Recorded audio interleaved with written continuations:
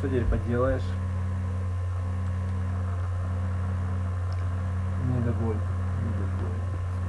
С собой ты недоволен.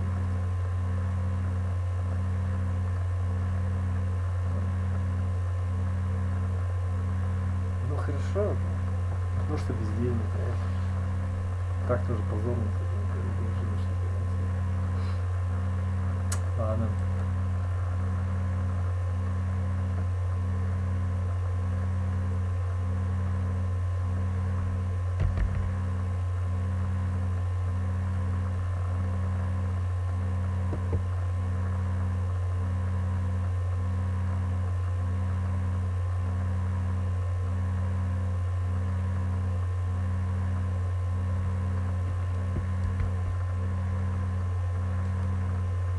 In that piece. And the other one is a Brahms third violin sonata in D minor in the first movement there. In the development, the piano plays a repeated A for the whole development and there's different harmonies around it. It's a really cool effect. Google реклама была создана для Ирины. Она владелец салона красоты, а еще мастер маникюра, и визажист, и психолог. И только рекламой за нее занимается Google. Google реклама анализирует эффективность компаний, чтобы постоянно совершенствовать их и помогать вашему бизнесу находить новых клиентов. Поиск новых клиентов доверьте Google рекламе.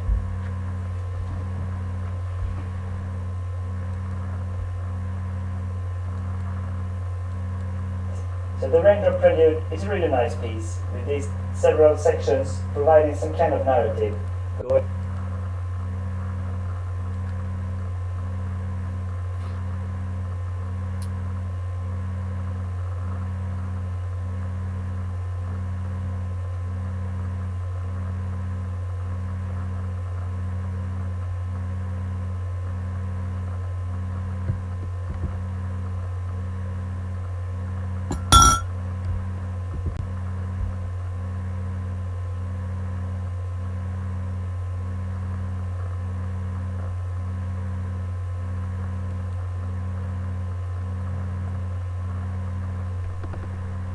Ну-ка ты, только скажи.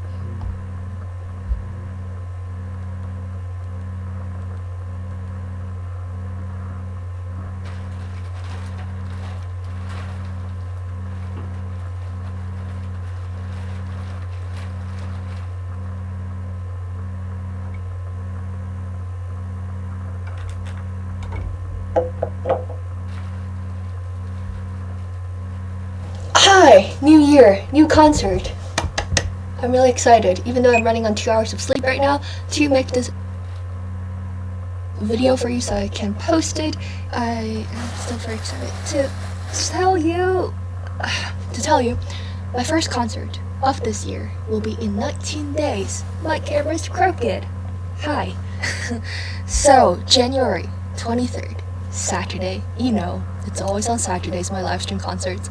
It's gonna be at 11 a.m. as always, Eastern Standard Time, on Dream Stage. It's because of you being super enthusiastic in the past for my Dream Stage live stream concerts that I'm invited back for the third time in such a short period of time, so I'm very excited. If you don't know anything about me, there are two things that I care about. One, playing and sharing classical music with as many people as possible, and two, doing charity and trying to give back because I have such a rare and unique platform here, and I just really want to redistribute the support that I have already from my special patrons on Patreon, but also in general, your support for me, it's never taken for granted. So that's why January really want to redistribute the support that I have already from my special patrons on Patreon, but also in general, your support for me, it's never taken for granted. So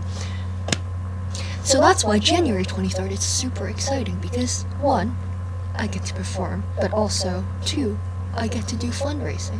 There's a third point that makes it more exciting, it's because I get to play with Jan Vogler, who you might have heard of him through my YouTube, if not otherwise, because he is one of the best cellists in the world, and I'm very lucky that since we've met around 2 years ago, he has become a friend of mine, and he's been very supportive of my endeavors, and I am just very happy and excited to play with them. So excited that I'm actually running on 2.5 hours of sleep, but I really need to tell you this, and I really want to announce this to you, so I am now awake after 2.5 hours of sleep to make this video so I can publish it in the morning, but you don't need to know that because you don't really need to know or care about this. Yeah, my brain was just driving myself crazy. I memorized one of the pieces on this program. That's how I know that I'm excited and really loving this concert program. Anyway, not only do I get to play music with a wonderful musician, I also get to do fundraising. My very first live stream concert of this new year will be a fundraising benefit concert for a local 802 emergency relief fund, which helps New York musicians who have been struggling so much, and I just hope that all of us together we can help them a little bit. So I hope you will get your tickets, and I hope to see you January 23rd. Alright, now on to the topic of this vlog that you probably most likely clicked on to watch. Sight reading. So there are going to be 2 parts to this vlog. First, I'm going to answer a few questions from you on Instagram, and then I will show you the raw and uncut sight reading, some of which is actually quite bad looking back. But anyway, so Хотите узнать, как я открыл для себя 3 источника дохода на YouTube и воспользовался ими? Если нет, пропускайте это видео, а если да, смотрите его до конца. Рад, что вы остались. Меня зовут Павел Багрянцев. Я обладатель серебряной кнопки YouTube, с нуля создал свой канал и собрал более 650 тысяч подписчиков. Еще лет 10 назад я понял, что за видео будущее, и стал развиваться в этом направлении. Сейчас я получаю с YouTube тройной доход. Первый – с моего YouTube канала. Второе – с агентства по продвижению на YouTube. И третий вид дохода – с личной работы по продвижению. Самый простой и быстрый способ, который будет приносить вам деньги, это научиться продвигать каналы на YouTube и зарабатывать на этом 100 тысяч рублей в месяц. Например, как Анна Олейникова. Хотите узнать, как с нуля стать специалистом по YouTube продвижению и максимально быстро получать тройной доход с YouTube? Тогда регистрируйтесь по ссылке под этим видео. В течение 3 дней вы узнаете, как зарабатывать 100 тысяч рублей на ведение YouTube-каналов, как без технических навыков создать, настроить и оформить YouTube-канал клиента, как преодолеть синдром новичка и начать работать с заказчиками. Все, что вам нужно, чтобы начать зарабатывать, это иметь компьютер под рукой и интернет. Регистрируйтесь по ссылке под этим видео и забирайте специальный бонус. So since the last time you've seen my face, I've been doing some reflecting on 2020 and specifically about what I would like to improve on or emphasize on my YouTube, because to be honest, I don't enjoy editing videos and I do not enjoy making annotations, screenshotting every single bar of music that I'm learning, also having to film myself and being ready to film myself whenever I'm practicing. It was driving me nuts towards the end of the year, so I really wanted to find a good balance for us to continue, because I still care about bringing you closer into the insights of being a classical musician, but there has to be some sort of balance where I don't have to constantly be thinking about filming and doing YouTube while trying to just be a musician in practice and just be a person. So, the one video that I really enjoyed making that has to do with practicing or sight reading is this one where I explain to you how I sight read. And it seemed like a lot of you enjoyed it and seemed to learn stuff from it.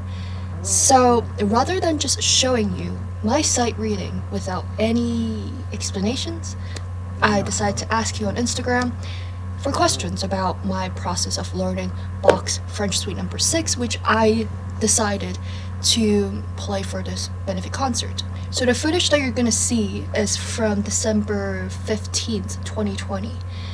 That was during a time when I really wanted to be offline. I actually broke down all of my tripods and all of the cameras and lightings and all of that so that my home, which is a studio apartment, doesn't look like a workplace every time I wake up and go to the piano. I just don't really want to see tripods everywhere and cords and gears everywhere when I wake up. So in an attempt to make it a bit more homey, I took away all of my equipment, broke it down, packed it away. So that's why I apologize. This footage that you're gonna see is just straight from my phone, and that's why the audio is not so great, because it was just sitting on the side of the keyboard, and yeah, but I needed to do for my mental health, so I thank you for your understanding.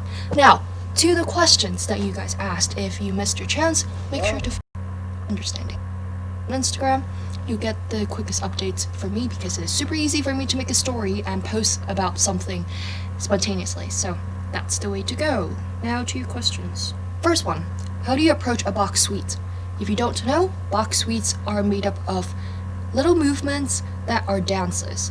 So first thing I try to get a sense of is the pulse of each movement, what makes them unique, what makes them the dances that they are, and just try to feel the rhythm so I know where the strong beats are and dance with the music, because these are dances. And then after I get the sense from just purely sight reading the music, I might look into a little bit of historical background. I did look at some videos back then when it was my earlier days of approaching Bach suites in general, to see how people danced. Next one, how do you know what finger to use while sight reading?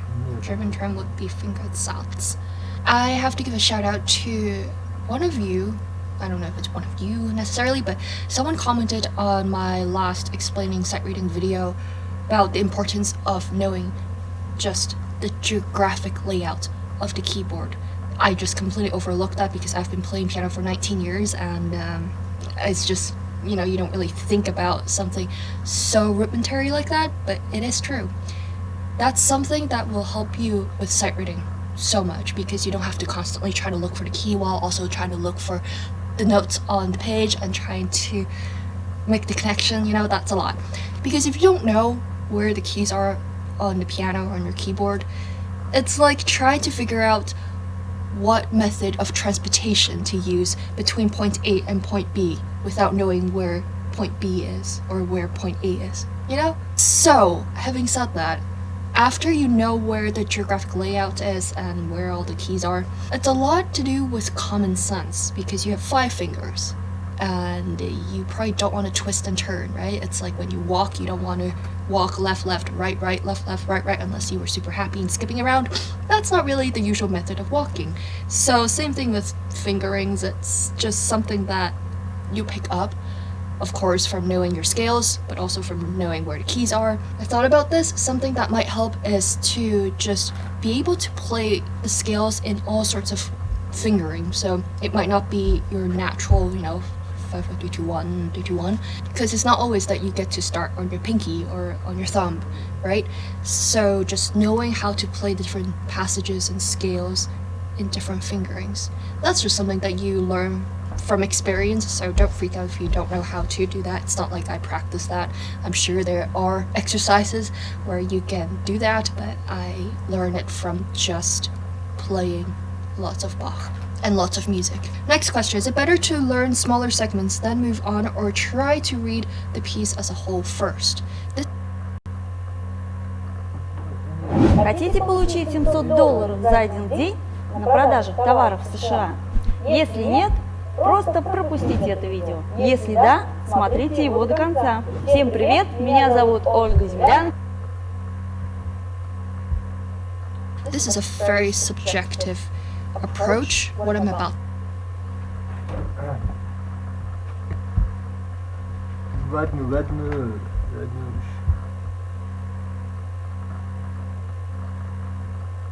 Такой козел, да, это вообще просто. Я сам тоже себя так. Ты как думаешь, как я? Да никак, да где мои деньги-то? Это ну и что тебе надо? Ну, в чем вопрос-то? Ну вот и все, ты понимаешь. А это так, для родных, так сказать. Для родных, близких и так далее. Ну, и что дальше? Просто даже, да, типа там. Это уже ты просто сказал там. Типа, просто так, понимаешь? Да. Если так надо, так лучше будет. Ну, это ты уже говорил. Мне плевать, блядь, достали уже. Ты что, меня за дебила, что ли, считаешь? Вообще наплевать. Мне надо.